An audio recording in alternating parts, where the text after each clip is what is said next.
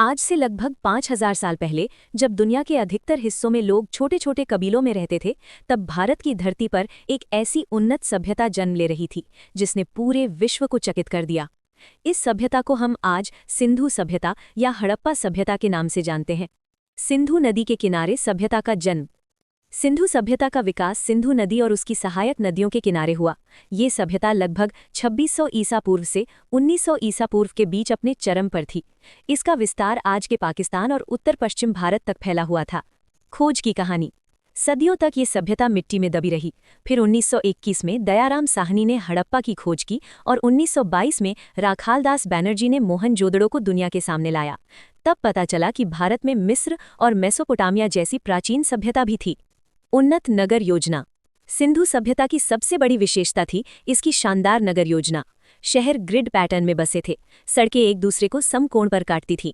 हर घर पक्की ईंटों से बना था और हर घर में नालियों की व्यवस्था थी जो मुख्य नालियों से जुड़ी होती थीं। मोहनजोदड़ो का महान स्नानागार दर्शाता है कि लोग स्वच्छता और सामाजिक जीवन को कितना महत्व देते थे। जीवन शैली।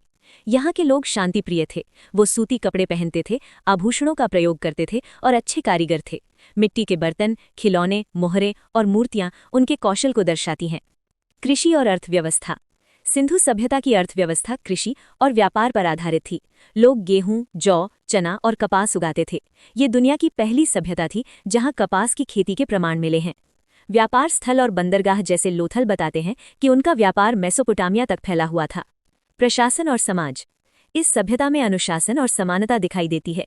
कहीं भी राजमहल या बड़े मंदिर नहीं मिले जिससे लगता है कि समाज में अत्यधिक भेदभाव नहीं था।